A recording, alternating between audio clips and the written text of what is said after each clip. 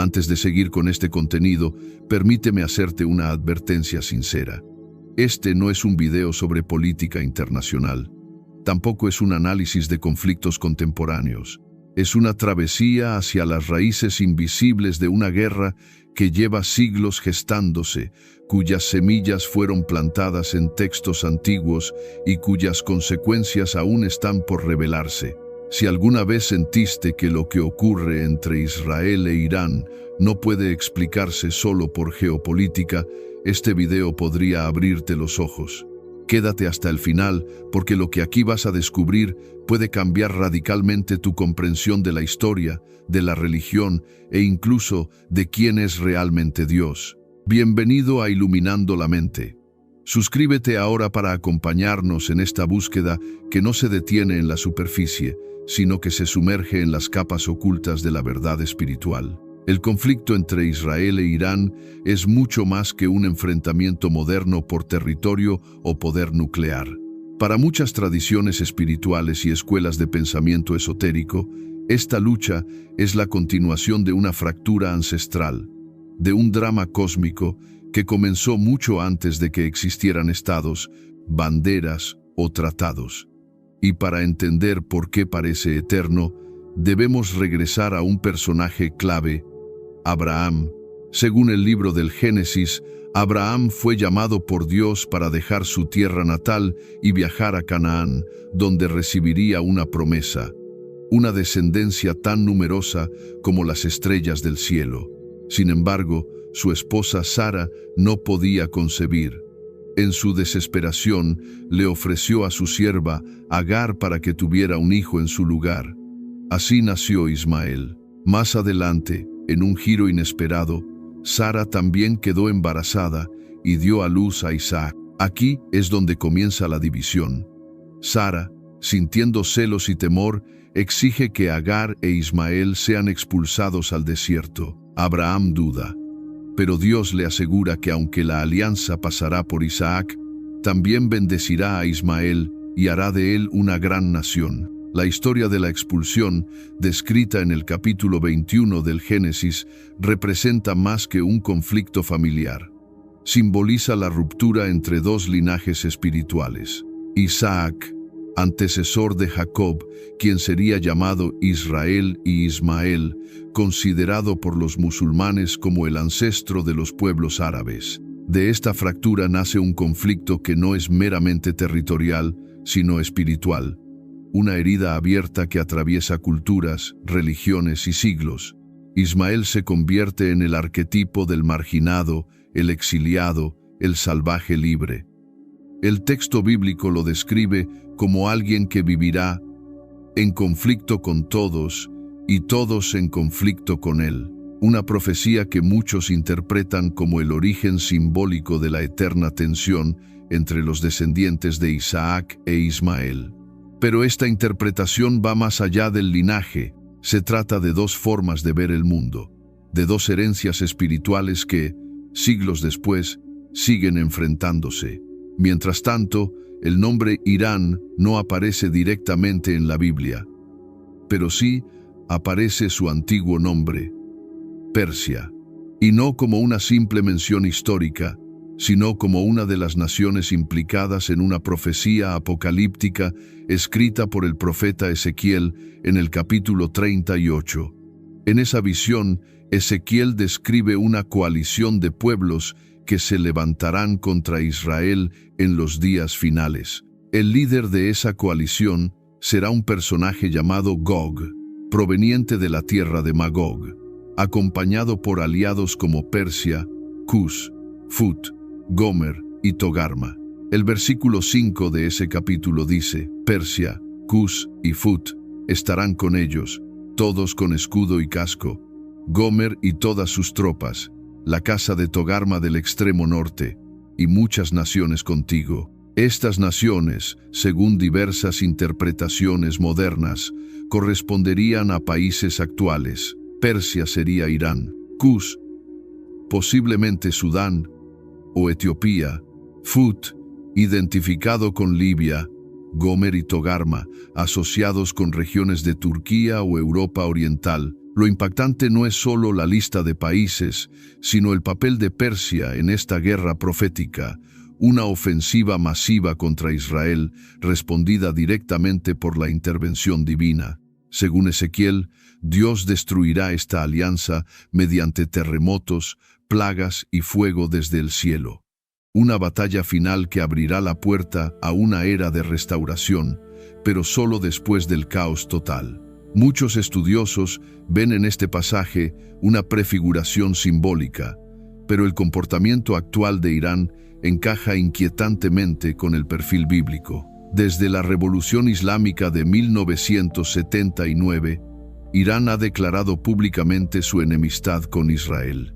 Líderes religiosos como el Ayatolá Ali Jamenei han manifestado repetidamente que Israel debe desaparecer.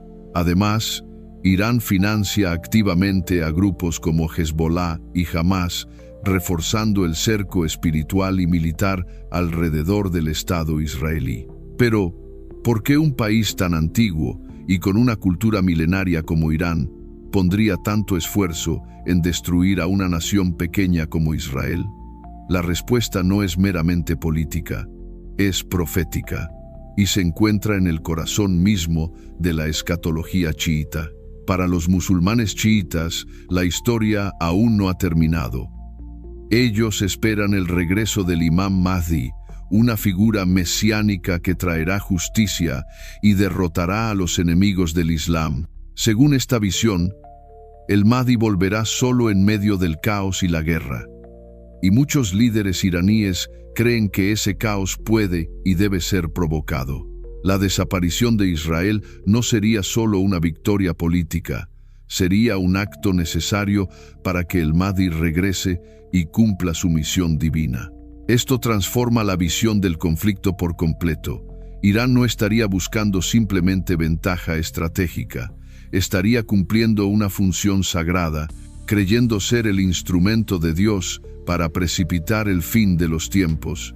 Y al otro lado, Israel también se percibe como pueblo elegido, como nación proféticamente restaurada, rodeada de enemigos, pero protegida por un pacto eterno. Lo que para unos es una herejía, para otros es promesa cumplida. Lo que para Irán es un obstáculo espiritual, para Israel es una prueba divina.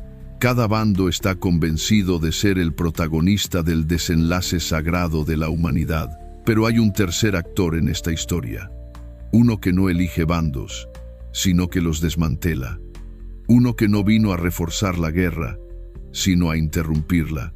Su nombre es Jesús. En la próxima parte, vamos a descubrir cómo Jesús interviene en esta historia. No como aliado de Israel o de los musulmanes, sino como el revelador de un plan más profundo, como el mensajero que vino a exponer el verdadero origen del conflicto y a ofrecer una salida espiritual que no pertenece a ninguno de estos sistemas. Lo que viene puede sacudir tus creencias y también puede liberarte. Para entender cómo Jesús se relaciona con este conflicto milenario, es necesario mirar más allá de los relatos oficiales y volver a escuchar sus palabras sin filtros doctrinales. Lo que descubriremos no tiene nada que ver con una religión establecida. Tiene que ver con una revelación que rompía todo lo que el sistema religioso había construido. Jesús nació en una tierra ocupada por el Imperio Romano, rodeado por una élite religiosa que usaba las Escrituras para justificar privilegios, castigos y exclusión. Su voz no surgió desde el templo, sino desde los márgenes. Y lo que vino a decir no fue una reafirmación de la religión, sino un mensaje que la desarmaba desde dentro. En los evangelios oficiales ya encontramos señales claras de esta subversión. Jesús expulsa a los comerciantes del templo, denuncia a los fariseos como hipócritas y ofrece a los pecadores y marginados el acceso directo a Dios, sin sacrificios, sin intermediarios, sin pureza ritual. Pero es en los textos no reconocidos por las iglesias, los llamados evangelios gnósticos, donde su verdadera intención se revela con toda claridad. En estos escritos, Jesús no se presenta como fundador de una nueva religión, sino como un despertador de conciencias. un enviado del reino de la luz que descendió a este mundo de oscuridad y olvido para recordar a los seres humanos su origen divino. Un mensajero que confrontó directamente al arquitecto de este mundo material, el Demiurgo. En el Evangelio de Tomás, una colección de dichos atribuidos a Jesús y hallada en Nag Hammadi, encontramos esta frase impactante: si aquellos que os guían os dicen, el reino está en el cielo, entonces las aves os precederán. Si os dicen, está en el mar, entonces los peces os precederán. Pero el reino está dentro de vosotros y fuera de vosotros. Aquí, Jesús descarta cualquier noción de un reino geográfico, político o religioso. Está diciendo que el reino de Dios no pertenece a una nación, a un templo, ni a una doctrina. Está en lo más profundo del ser humano. Esto es radical, porque va directamente en contra de toda teología basada en territorio, en conquista o en exclusividad.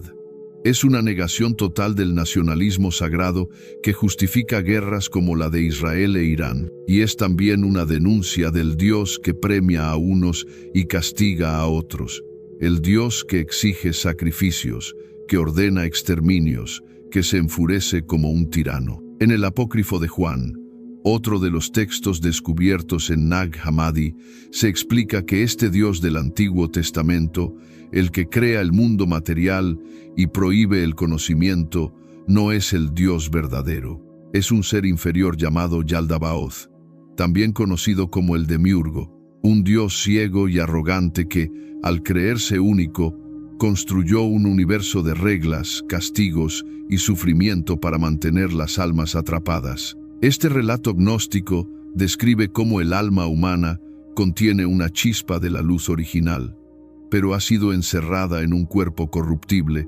gobernado por los arcontes entidades invisibles que administran el sistema del Demiurgo. Y la religión, en lugar de liberar, suele reforzar esa prisión. Jesús, entonces, no vino a sacrificarse porque su Padre lo exigiera. Esa es una distorsión posterior.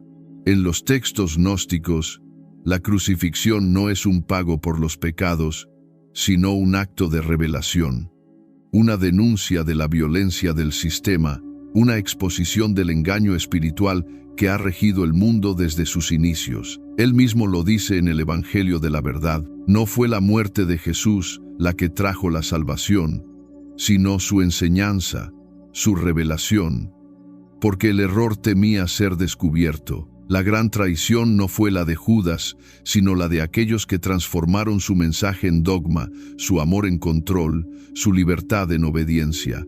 Si lo observamos desde esta perspectiva, la guerra entre Irán e Israel se convierte en una manifestación más del viejo juego del Demiurgo, un conflicto donde cada bando cree cumplir con la voluntad de Dios, sin saber que están atrapados en la lógica de división que él mismo diseñó. Porque el Irán chiita, como vimos antes, cree que la guerra sagrada es necesaria para el retorno del Mahdi.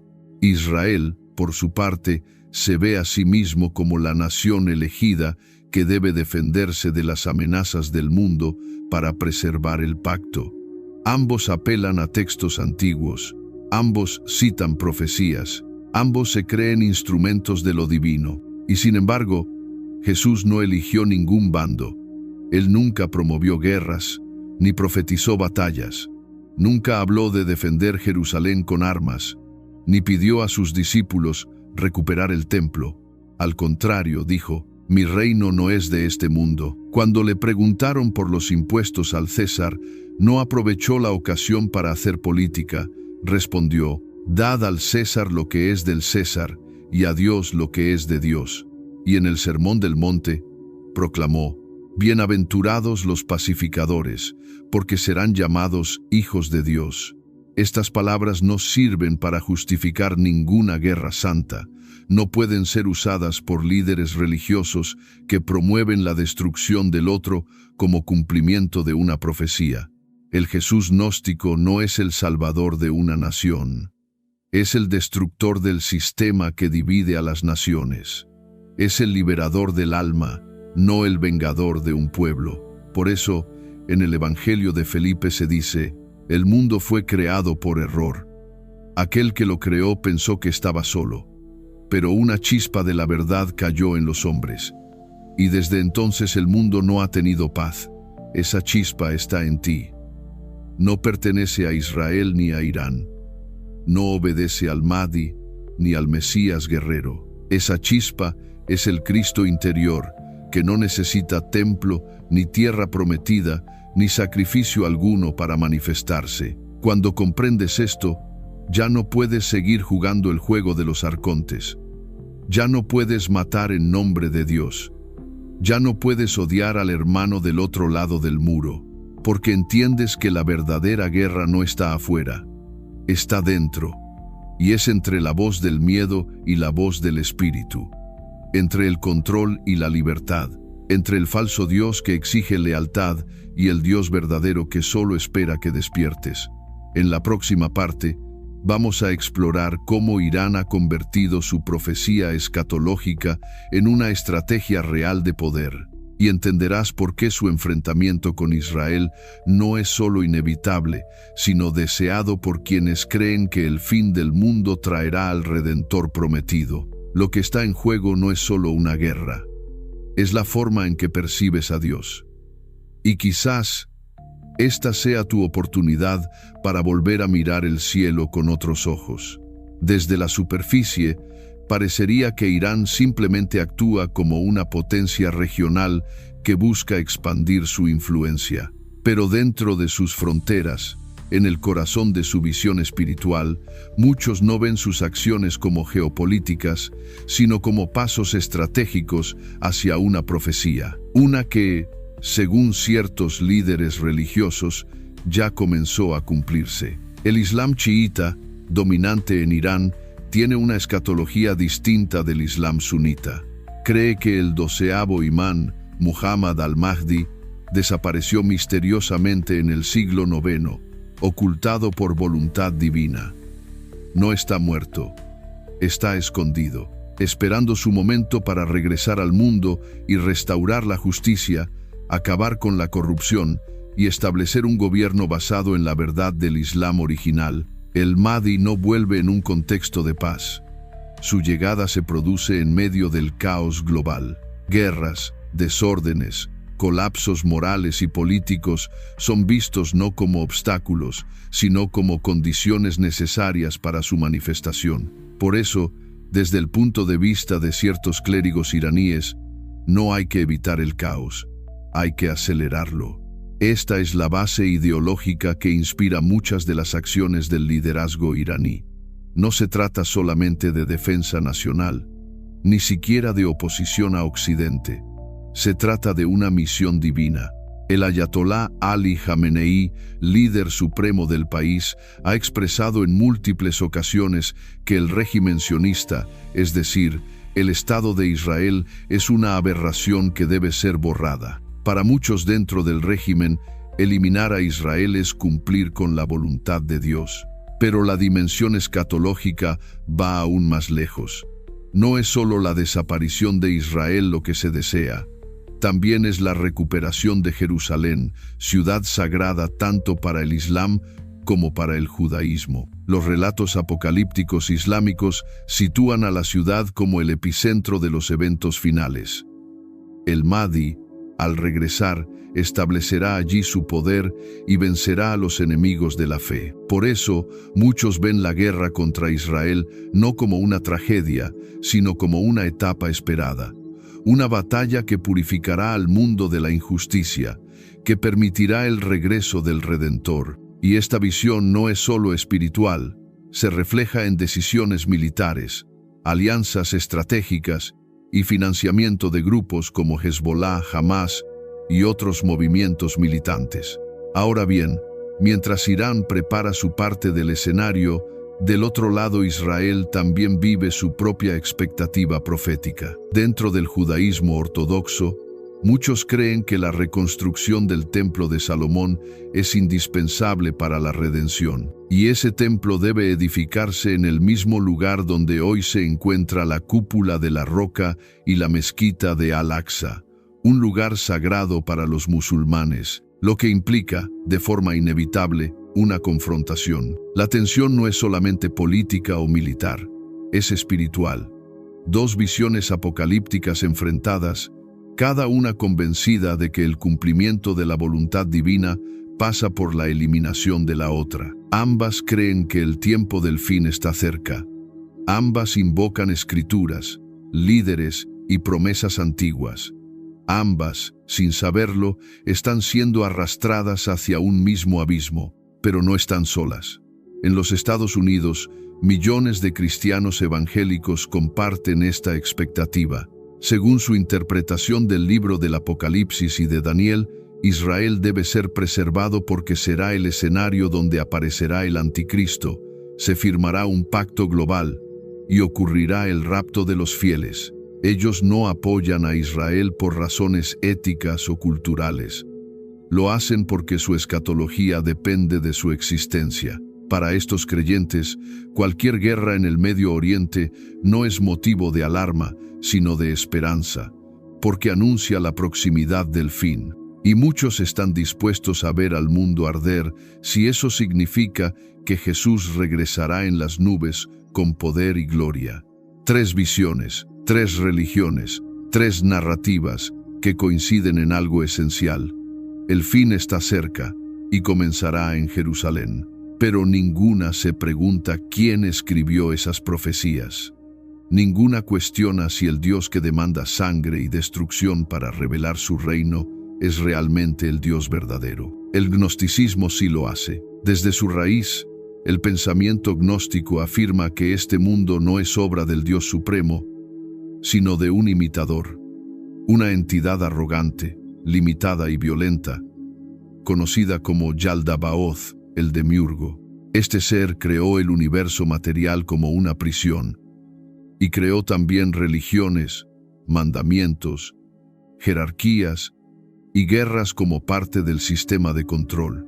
Él necesita conflicto, se alimenta del sufrimiento, del miedo, del odio justificado en nombre de la fe, y por eso permite que existan profecías contradictorias que enfrentan a los pueblos, porque mientras más se odien, más dominados estarán. Los arcontes, sus asistentes invisibles, trabajan entre bambalinas, inspiran visiones, manipulan escrituras, influyen en líderes religiosos y políticos para dirigir a la humanidad hacia su propia autodestrucción. Jesús vino a denunciar eso, no vino a bendecir imperios, ni a fundar iglesias, ni a establecer leyes. Vino a revelar que este sistema es falso, que el Dios que se impone como único y exige obediencia no es el Padre, y que hay un reino, invisible pero real, que se encuentra dentro de cada ser humano dispuesto a despertar. Por eso sus enseñanzas no se basan en reglas, sino en libertad.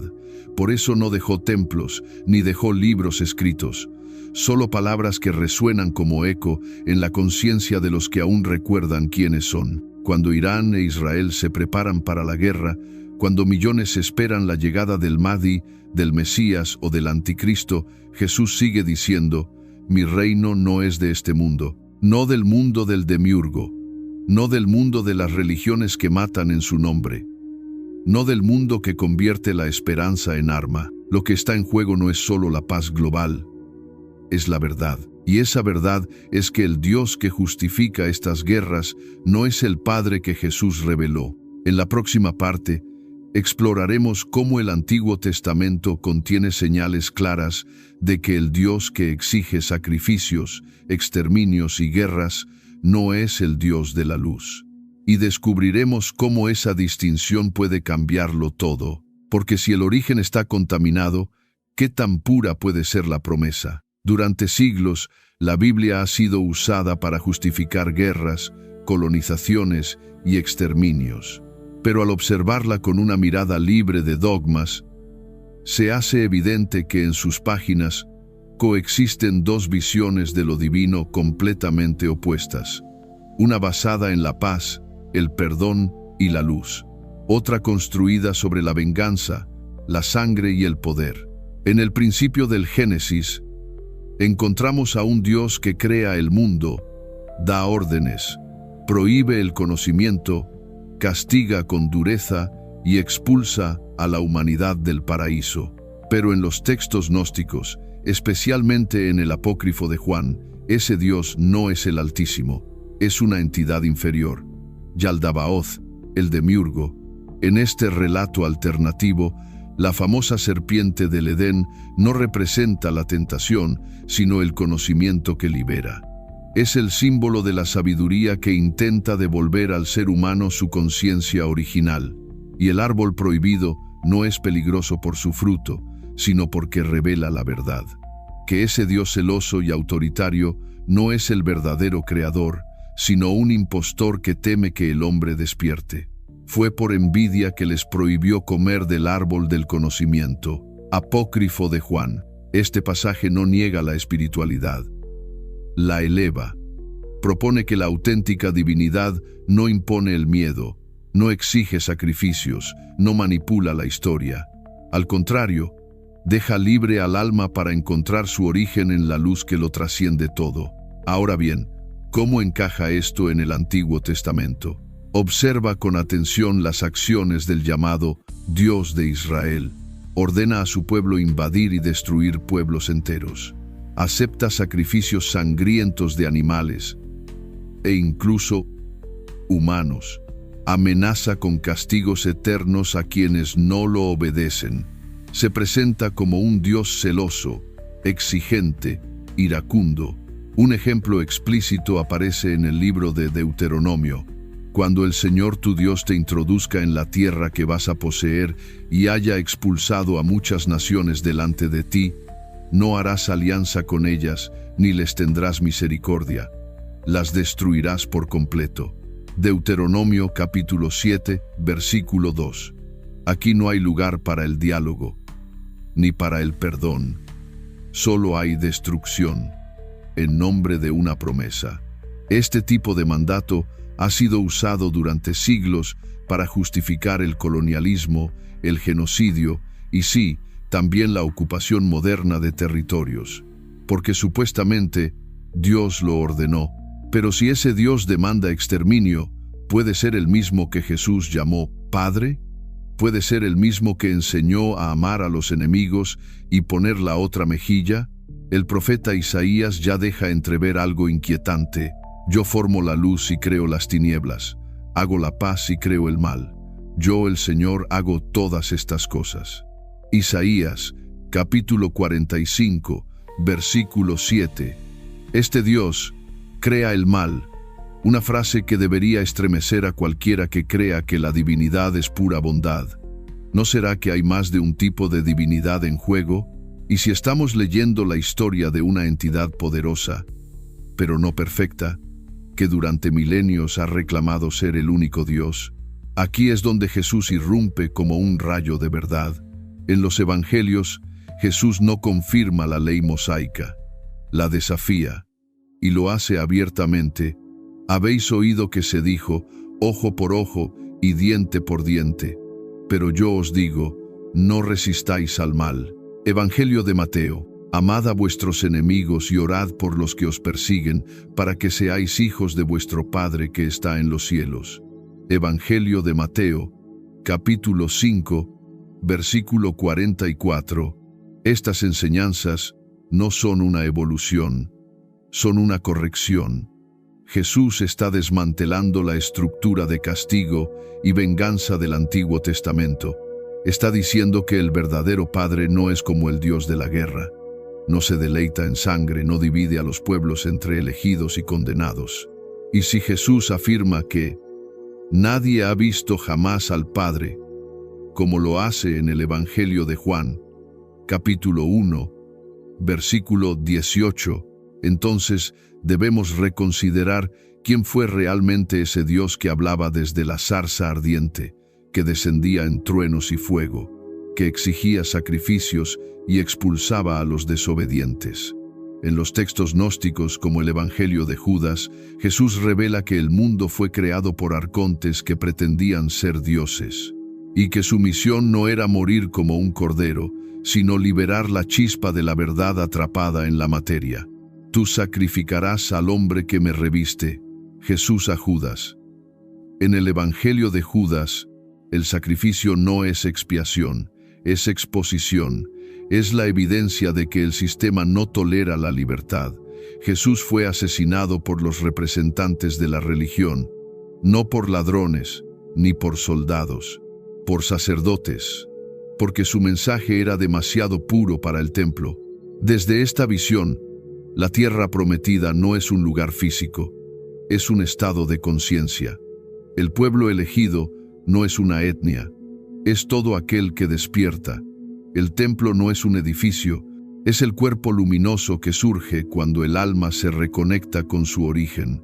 Y si esto es así, ¿qué sentido tiene seguir luchando por una franja de tierra que supuestamente fue prometida por un Dios que tal vez no era lo que decía ser?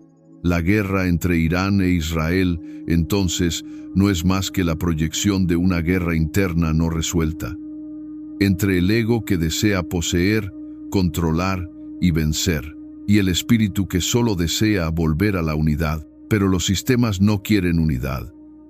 Necesitan enemigos, y por eso mantienen viva la historia de Isaac e Ismael como si fuera una tragedia inevitable, en lugar de una oportunidad para la reconciliación. Jesús no vino a elegir un bando, vino a borrar la línea entre bandos. No vino a reforzar la alianza con Israel. Vino a revelar que el Padre no tiene favoritos. No vino a establecer un nuevo templo. Vino a anunciar que el templo sería destruido y que no quedaría piedra sobre piedra. En la siguiente y última parte de esta serie, vamos a descifrar el verdadero significado espiritual de Ismael, el desterrado, y cómo su figura representa la libertad que el sistema no puede controlar. Y comprenderás por qué el conflicto actual no es entre religiones, sino entre el orden artificial del demiurgo y la luz eterna del espíritu que no se deja poseer. Para cerrar esta travesía espiritual y simbólica, debemos mirar con otros ojos a quien siempre fue retratado como un personaje secundario: Ismael, el primer hijo de Abraham, el que fue expulsado al desierto, el que vivió fuera del pacto, el que quedó a la sombra de su hermano Isaac. Pero ¿y si la historia no es como nos la contaron? El Génesis dice que Dios escuchó la aflicción de Agar, madre de Ismael, y le prometió que también su hijo sería padre de una gran nación. Y añadió una frase inquietante: será como un asno salvaje entre los hombres, su mano contra todos, y la mano de todos contra él, y habitará frente a todos sus hermanos. Génesis, capítulo 16, versículo 12. Lejos de ser una maldición, esta descripción puede leerse como una revelación del espíritu de Ismael. Indómito, libre, imposible de domesticar, no encaja en las estructuras, no obedece a los sistemas, no se somete al control. Él representa la espiritualidad nómada, el vínculo directo con el cielo, sin intermediarios ni templos. Isaac representa la línea institucional, el pueblo elegido, la alianza formal, las leyes, el sacerdocio. Ismael, en cambio, encarna la rebelión sagrada, la fe que nace sin reglas, sin mapas, sin necesidad de pertenencia. Y es muy significativo que el Islam, especialmente en su forma original, se relacione con Ismael como su ancestro. Mahoma, según la tradición, desciende de él. El nacimiento del Islam no fue en templos, sino en cuevas. No surgió entre sacerdotes, sino entre comerciantes y pastores. Su grito inicial fue el retorno al monoteísmo puro, sin ídolos, sin jerarquías humanas. Cuando Mahoma conquista la Meca, destruye más de 300 ídolos y proclama que solo hay un Dios. Su gesto recuerda el espíritu de Ismael, romper con el sistema idolátrico y volver al origen. Pero con el tiempo, como ocurrió con todas las religiones, su mensaje también fue institucionalizado. Y así volvimos al principio, a la división, a la competencia por la verdad. a la lucha por quien es más puro, más antiguo, más elegido, y con eso el conflicto espiritual se convirtió en guerra física. Pero hay algo más profundo aún. Ismael e Isaac no son solo figuras históricas o patriarcales, son símbolos internos. Habitan dentro de cada uno de nosotros. Isaac es la parte que busca seguridad, estructura, aprobación. Ismael es la parte que anhela romper las cadenas, escapar al desierto, escuchar a Dios sin filtros. Y el conflicto entre ellos ocurre en el alma humana, no solo entre naciones. La guerra entre Irán e Israel es solo una expresión externa de ese conflicto interno no resuelto. Una guerra entre lo instituido y lo insurgente, entre lo que fue codificado como sagrado y lo que arde como fuego libre en el corazón del buscador. Y mientras los gobiernos invocan a Dios para justificar misiles, el Espíritu de Cristo sigue susurrando una verdad que casi nadie quiere oír. Mi reino no es de este mundo. El reino está dentro de vosotros. Dios es espíritu, y quienes lo adoran deben hacerlo en espíritu y en verdad. Ese Cristo, el verdadero, no el institucionalizado, no toma partido, no bendice guerras, no habita en templos dorados ni en capitales religiosas. Habita en el silencio del alma que despierta, en el gesto que rompe la cadena, en el corazón que decide no seguir el guión del demiurgo, porque el Dios que exige tierra, sangre, pureza y obediencia total no es el Padre. Es el programador de esta prisión, y su juego está llegando al final. Esta guerra, esta supuesta batalla santa entre Irán e Israel, no terminará con tratados. Solo terminará cuando suficientes almas se atrevan a desactivar el sistema desde dentro, cuando rechacen el miedo como maestro, cuando dejen de matar en nombre del cielo, cuando recuerden que lo divino no se conquista, se recuerda. Y si la tierra prometida nunca fue un pedazo de suelo, sino un estado de conciencia, y si el templo que debía ser reconstruido estaba dentro del hombre, no sobre las ruinas de otro, y si el verdadero Mesías ya vino y nos dijo todo, pero nadie quiso escuchar, el momento de escuchar ha llegado. El velo está cayendo. La revelación ya no puede ser detenida. Si sentiste que esta reflexión tocó algo profundo dentro de ti, suscríbete ahora al canal Iluminando la Mente. Aquí no buscamos imponer creencias, sino liberar miradas. No estamos a favor de religiones, sino a favor del despertar. Y cada video que compartimos es una chispa más en este incendio sagrado de conciencia. Gracias por llegar hasta aquí. Tu búsqueda no está sola. La luz está contigo y lo que viene apenas comienza.